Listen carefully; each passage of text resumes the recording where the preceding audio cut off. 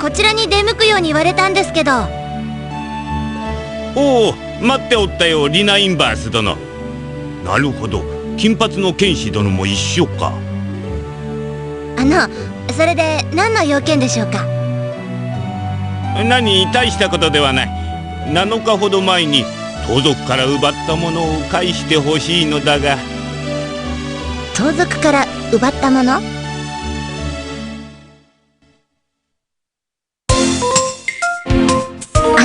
ここしばらくは盗賊いじめをした覚えないんですけど。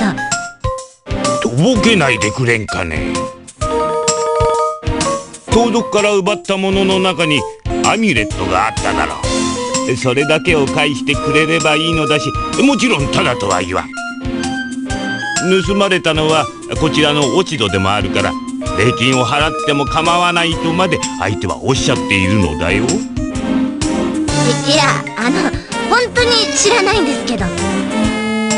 もし売り払ったのなら、どこに売り払ったのか教えてくれっかね。売り払うも何も本当に身に覚えが。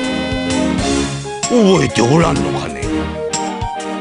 10日ほど前に教会に盗賊が入ってな、すぐに東の山をアジトにしている盗賊だと調べはついた。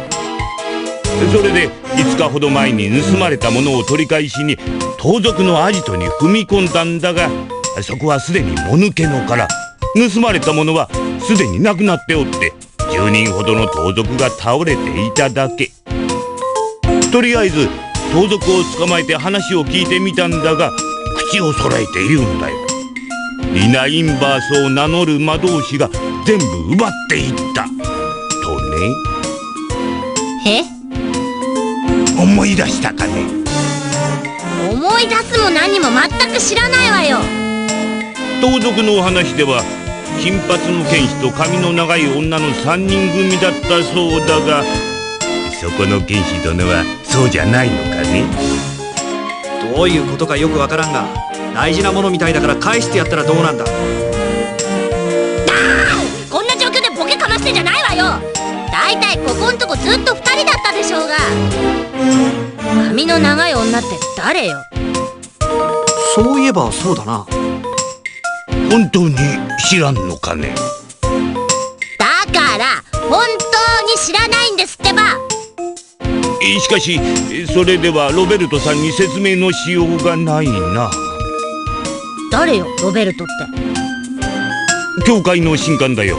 アミュレットを盗まれた人だ。じゃあ教会に行きましょうか。そうした方が話も早いでしょうし。町外れまで行かねばならんが、その方がいいかもしれんな。ではそうしてくれるかね。